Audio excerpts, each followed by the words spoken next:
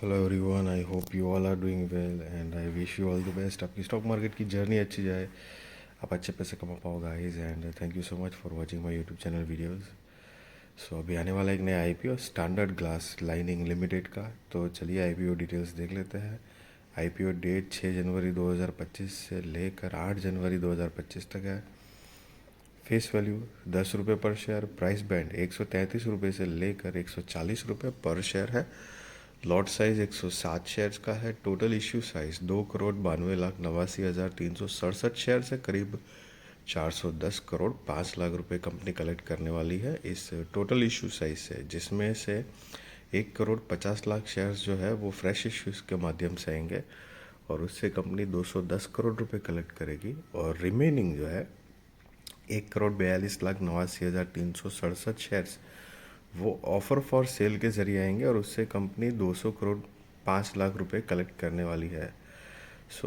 अब इसका basis of allotment 9 January 2025, initiation of refunds 10 January 2025 है। Credit of shares to demat वो भी 10 जनवरी 2025 है। Listing date 13 January 2025। Cut off time for UPI mandate confirmation शाम को 5 बजे 8 जनवरी 2025 है।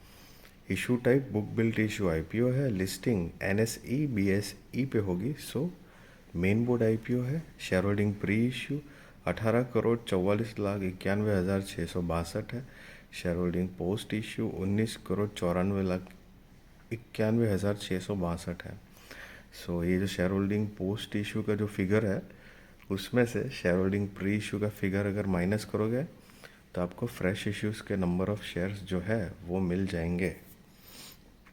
अब रिटेल कैटेगरी में ऑफ कोर्स मिनिमम एक लॉट के लिए तो अप्लाई करना है। 107 शेयर्स आएंगे, 14,980 रुपये देने होंगे।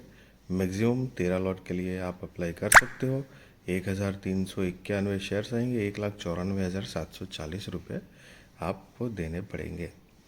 अब यहाँ पर एस एच एन आई में minimum maximum lot size shares amount and B H N I में minimum lot size shares and amount की डिटेल दी गई है।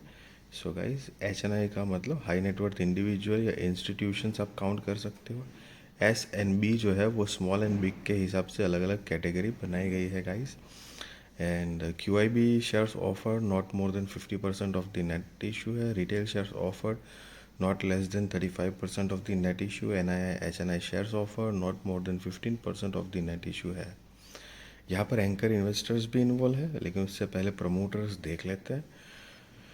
सो the promoters of the company are Nageshwara Rao Kandula, Kandula Krishna Veni, Kandula Ramakrishna, Venkata Mohana Rao कत्रगड़ा,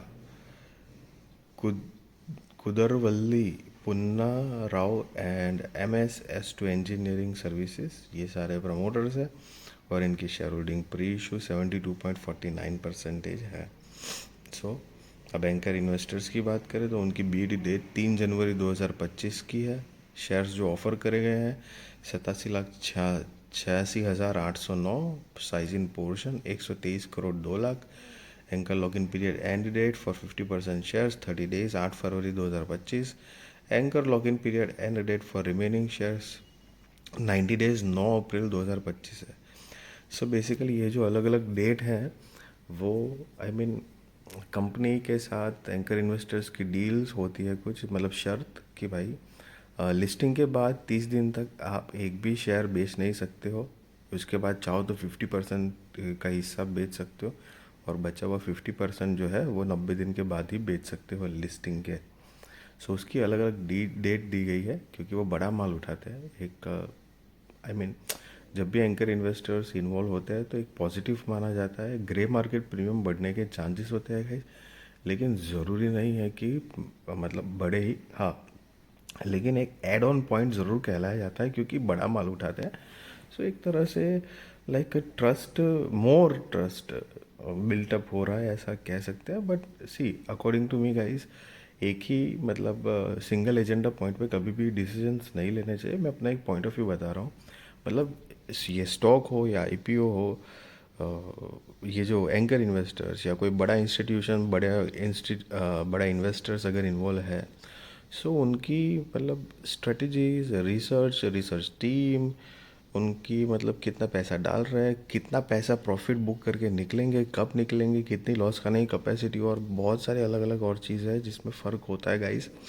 सो एक सिंगल एजेंडा पॉइंट पे नए decisions लेने चाहिए। और ये बात ध्यान में रखिएगा कि एंकर ये जो बड़े बड़े जो लोग होते हैं या इंस्टीट्यूशंस है, तो उनको भी लॉस होती है। ऐसा ज़रूरी नहीं है कि उन्होंने मतलब पैसे डाले हुए हैं तो बस अब तो लॉस होगी ही नहीं करके, नहीं, ऐसा कुछ नहीं होता है। तो बट उनकी जो रिस्क कैपेसिटी जो होती है वो बहुत अलग होती है हमारे, उसके उनके पास इतने फंड होते हैं, शायद उनको इतना फ़र्क नहीं पड़ता होगा। सो लाइक वाइज बहुत सारी चीज़ें होती है। यस, बट डेफिनेटली पॉजिटिव बात ज़रूर कहलाई जाएगी कि एंकर इन्वेस्टर्स इन्वॉल्व है। अब इनकी जो बिज़नेस की ब्रीफ आइडिया ले तो 2012 से इनकॉर्पोरेटेड है। Standard glass lining technology limited is a manufacturer of engineering equipment for the pharmaceutical and chemical sectors in India. The company has the capability to manage the entire production process in-house. The company provides turnkey solutions including design, engineering, manufacturing, assembly, installation, and standard operating procedures for pharmaceuticals and chemical manufacturers. The company's product portfolio includes reaction systems, storage, separation, and drying systems, and plant engineering and services. The company manufactures specialized engineering equipment using glass-lined materials, stainless steel, and nickel alloy. The company's customer includes Epitonia Pharma Private Limited, Aurobindo Pharma Limited, CCL Food and Beverages Private Limited, Cohen's Life Science Limited, Cadila Pharmaceutical Limited, Deccan Fine Chemicals Private Limited, Dasami Lab Private Limited, Laurus Lab Limited, Granules India Limited, MacLeod's Pharmaceuticals Limited, MSN Laboratories Private Limited, Natco Pharma, Honor Lab, Hetero Drugs, Hetero Labs, Hazelo Labs Private Limited, Piramal Pharma, Sanvira Biosciences Private Limited, Suven Pharmaceuticals, Tegros Chemicals, Vamsi Labs, and VS life sciences private limited. तो बहुत सारे company के जो client list है, कुछ मतलब काफ़ी सारे बढ़िया क्लाइंट है कंपनी के। The company has 8 manufacturing unit situated in Hyderabad, Telangana.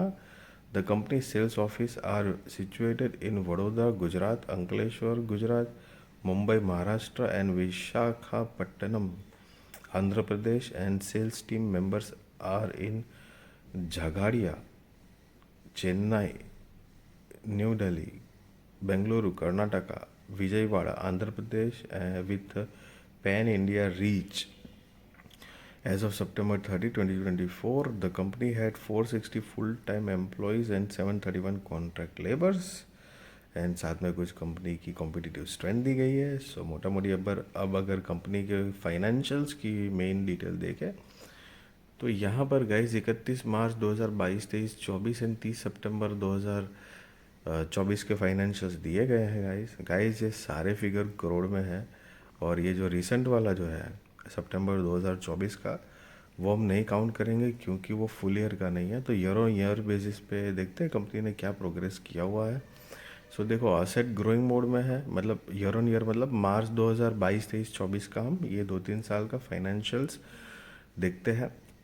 तो कि देखो असेट जो है वो 298 करोड़ से बढ़कर 665 करोड़ के आसपास हुई है। रेवेन्यू भी ग्रोइंग है, प्रॉफिट जो है वो भी बढ़ रहा है, नेटवर्थ वो भी बढ़ रही है, रिजर्व्स एंड सरप्लस भी ग्रोइंग मोड में है, एंड टोटल बोरोइंग्स भी बढ़ रही है गाइस। सो ओवरऑल एक डिसेंट नाइस प्रोग्रेस है कंपनी का, और साथ में बोरोइंग्स भी थोड़ी बढ़ रही है, बट नेवरदलेस बिजनेस ग्रोथ भी अच्छे तरीके से हो रहा है। सो डिसेंट है, मतलब समझ रहे हो। अब अमाउंट इन करोड़ ये आप यहाँ पे देख सकते हो, यहाँ पे लिखा गया है। और मार्केट कैप जो है कंपनी का 2007 से 92 करोड़ रुपए के आसपास का है। तो स्मॉल कैप कंपनी है guys. ROE 20.74%, ROC 25.49%, debt to equity 0.32, RONW 20.74%, PAT margin 10.92, price to book value 5.70. EPS pre-IPO 3.25, post-IPO 3.64, PEX pre-IPO 43.04, post-IPO 38.5. और ये जो नोट है बेसिकली उन्होंने EPS pre-IPO एंड post-IPO कैसे कैलकुलेट किया है उसके बारे में गाइस बताया गया है। अब अगर ऑब्जेक्ट ऑफ इशू देखें मतलब IPO लाने की वजह, तो funding of capital expenditure requirements of the company towards the purchase of machinery and equipment, repayment और प्री पेमेंट है। सो गाइज ये कर्जा चुकाना चाह रहे हैं मिला जुला के। Investment in the wholly owned material subsidiary S two engineering industry private limited for funding its capital expenditure requirements towards purchase of machinery and equipment, funding inorganic growth through strategic investment and और acquisitions, and पांचवा general corporate purposes. So guys, just be responsible trader, be responsible investor, value your money. I really wish you all the best. आपकी stock market की journey अच्छी जाए, आप अच्छे पैसे कमा पाओ guys, and thank you so much for watching my YouTube channel videos. And yes guys, किसी भी तरह का बाय और सेल रिकमेंडेशन नहीं दे रहा हूँ, ना ही मैं आपको ये बता रहा हूँ कि आप IPO में अप्लाई करो या ना करो। That is depend on your risk research, financial adviser को पूछ कर करना गाइस। एंड यस, कंपनी की बात करें मेरा पॉइंट ऑफ व्यू तो देखो ऐसा है कि एंकर इन्वेस्टर्स इन्वॉल्व है, फाइनेंशियल्स भी डिसेंट है, क्लाइंटल बेस भी है, एक तरह से ओवरऑल जनरल जो लिस्टिंग गेन के जो पैरामीटर्स है या इन्वेस्टमेंट के हिसाब से तो डिसेंट है। I mean not so bad not so good. हाँ ये एक है स्मॉल कैप कंपनी है तो वहाँ पे थोड़ा सा एक नेगेटिव पॉइंट कह सकते हैं, और अपार्ट ऑफ दैट एक सारे पॉइंट डिसेंट है। So like up to you guys. बाकी अगेन कोई भी तरह का रिकमेंडेशन नहीं दे रहा हूँ। एंड वीडियो अच्छी लगी तो ज़रूर लाइक शेयर सब्सक्राइब करिए, आपके सारे कॉन्टैक्ट के साथ भी मेरी वीडियो चैनल शेयर करिए ताकि उनकी भी स्टॉक मार्केट की जर्नी और भी ज़्यादा कॉन्फिडेंट सक्सेसफुल और अवेयर हो पाएगा। इस thank you so much for watching this video.